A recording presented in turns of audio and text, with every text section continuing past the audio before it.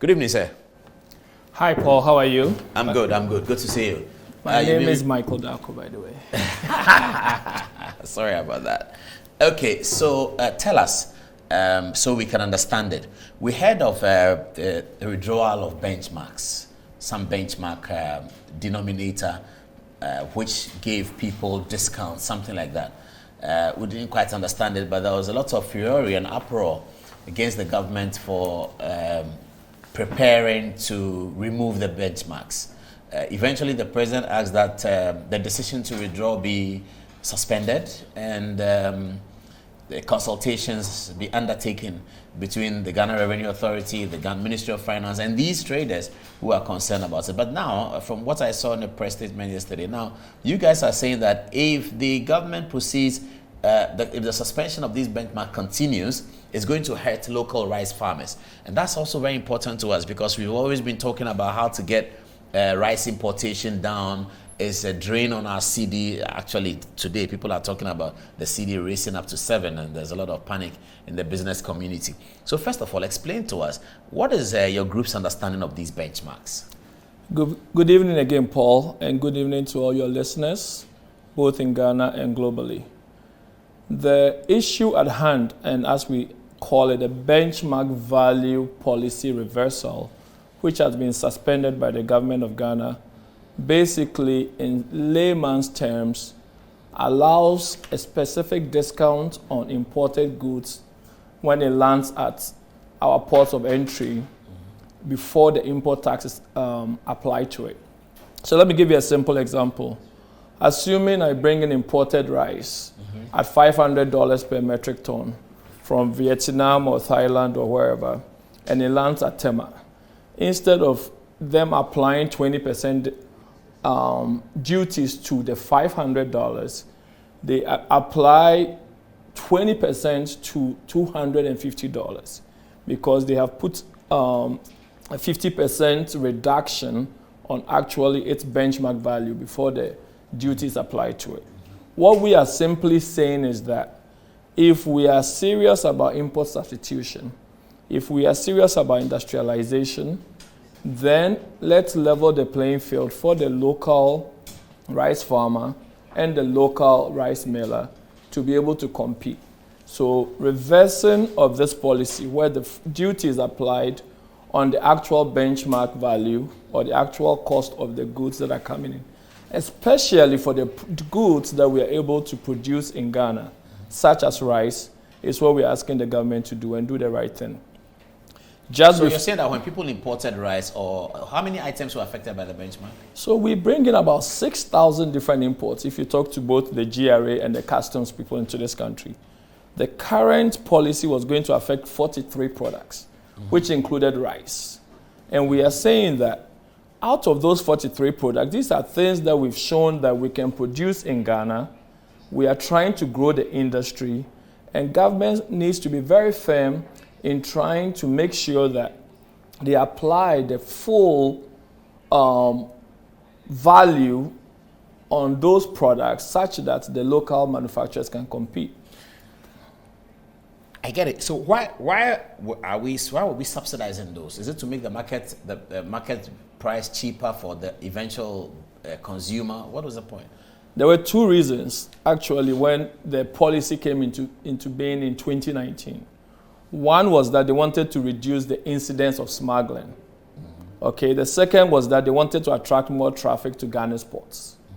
Both of those we have the data to support it, that it hasn't worked. If you talk to the GRA again, if you talk to customs, if you talk to government officials, and members of my association, which is the Rice Millers Association of Ghana, have engaged the Minister of Agriculture. We have engaged my own Minister of Trade, Honorable Adom-Otchere Chairman. We have gone to the EMT. We have presented all these numbers over the last 2 years, which then resulted in the government seeing the fact that they had to reverse this decision. Because none of those two things, they weren't getting the revenue at the ports, the traffic did not increase, and the smuggling was still going on. And so they came to a decision which was read by the Honorable Minister of Finance during the 2022 budget presentation that please let us go ahead and then implement this policy as soon as the beginning of the year. So that whatever rice you bring in, you will pay the duties. You'll pay the duties on it, for the full duties.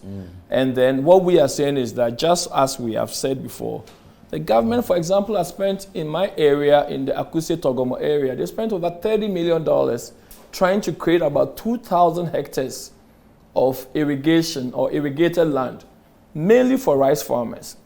So if you do that, and then you make such a decision, you have to make sure that rice millers are able to buy that rice, and that rice millers then are able to produce Ghana rice at an affordable cost, and then rice consumers in Ghana are able to buy that rice. Now, if I produce rice and I'm only able to sell at 225 Ghana cedis because of the cost of production in this country, and then someone brings in rice, and because you are giving them 50% discount, and they've also received additional discounts from their governments in their country, and they land their rice at 175 Ghana cedis. We know that price is an important consideration and determinant in people's consumer choices in this country. Everywhere in the world. Everywhere in the world. Not everybody can afford a nice pinstripe suit, by the way, like you. Thank you. Anyway, so the policy then, your case is inimical to local... completely. Local rice and farmers. The numbers are there to support it. So local rice farmers, government to proceed, and rice millers, and the whole value chain. Yeah. The president asked for consultation on these matters. Where is the consultation right now? We haven't been consulted. We've had discussions with AGI. We've been through meetings at the Ministry of Trade.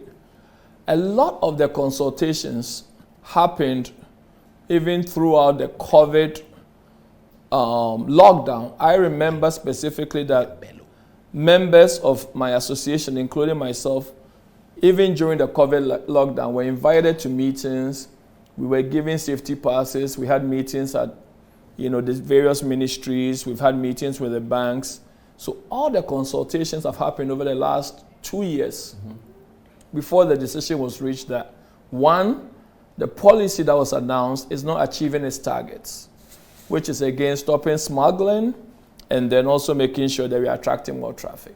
So let's go back, and again, in the pursuit of our industrialization agenda, let's go back, reverse this policy, implement it, and let's make sure that people and local manufacturers are given a chance, and that consumers, especially for these 43 products, and specifically for rice, are given a chance to patronize made in Ghana products and made in Ghana rice.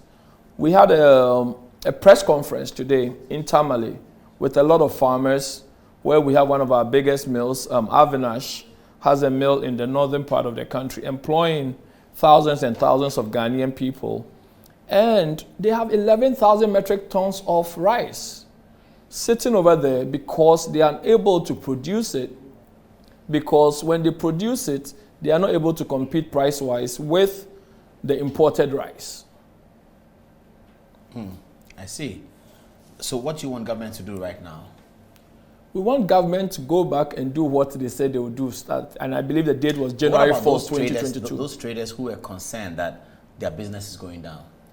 Well, all we are saying is that we are producing 43 products over here. And there's more in Ghana. So I have always said I don't see how anybody can sell jasmine rice from Vietnam and then cannot sell Ghana rice made from Ghana. That benefits all of us. Is it the same quality of milling? We have answered the quality of milling question. We've sent rice to everybody, including the First Lady. The President himself has tasted Ghana rice. We now have mills in Ghana that have the full complement of all the machines, from destoners to color sorters, that produce quality rice. And so anytime this discussion comes up and anybody wants to bring up quality of rice issues, it doesn't hold any water. I see. So you think that we have overcome the quality challenge? We have the capacity and the quality to feed all of Ghana. I see. Okay. So what do you anticipate will happen over the next few weeks?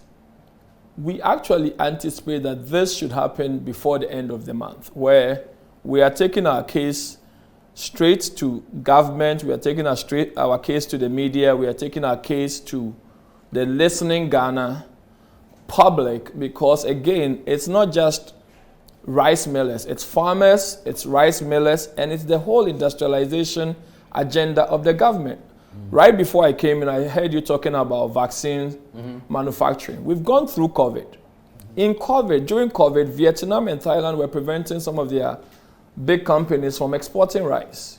Why do we live in Ghana where we can produce rice, where we are shown the capacity, and we don't want to support the local manufacturing to make sure that we are self-sufficient? Nigeria right now has decided to ban rice importation completely. For a long time, 2 years ago. And they've succeeded it. They just had an unveiling in Abuja. Unveiling of what? Huge pyramids of rice, enough to feed a wonderful presentation. So pure government will, making sure that the local manufacturers have the capacity, and making sure that rice farmers know. So if I'm a rice farmer and I do 100 hectares this year, next year I'm going to do 200 hectares because I know that the rice millers are going to operate. Most of our mills are operating at 25% to less than 50% capacity. So again, just like economics of scale, as you know, or whether you use an eye surgeon who does cataract surgery, you want to be able to do this over and over again. You get better at it, and you become more efficient at it, and your price drops. All we are saying to government is that give us a chance to develop the whole rice value chain and support the industrialization agenda of Ghana. And that will hopefully bring down our rice importation from, what is it now, over almost $1 billion? We are spending about $1 billion on an annual basis. So even if we could have that over this year and next year, that's 500 million saved. That's exactly. That's the CD strengthened, isn't it? That's exactly what we are saying. But it's still a negotiation that I think must be had with the traders as well. Sure. Because they are also in trading, they employ people, they are Ghanaians, it's their business. So there has to be a middle way in which is a win-win situation for all people. We are definitely not saying that traders should lose their jobs. All we are saying is that we need traders to support some of the made in Ghana production and products. Now, even for a company like Walmart, and I think that is where sometimes government policy, we still don't know up to today what exactly made the Office of the President suspend the decision to start the implementation. But if you talk to GRA, if you talk to some of the other stakeholders, they know that this is the right decision, that the decision to reverse the benchmark value policy is the right decision for the country. Where did that policy come from? Which year was it implemented? 2019. Okay. So we've done to help importers. To help importers. So we've done about 2 years to build higher traffic to our ports. We've done about 2 years. The data shows that it didn't work, and then we're reversing it back to the status quo. Now we need to be able to support all the programs that government is doing, 1D, 1F, create employment, and make sure that we become self-sufficient in certain aspects of our own. We need to carry our own destiny. Absolutely. Okay. I'll leave it here, Michael.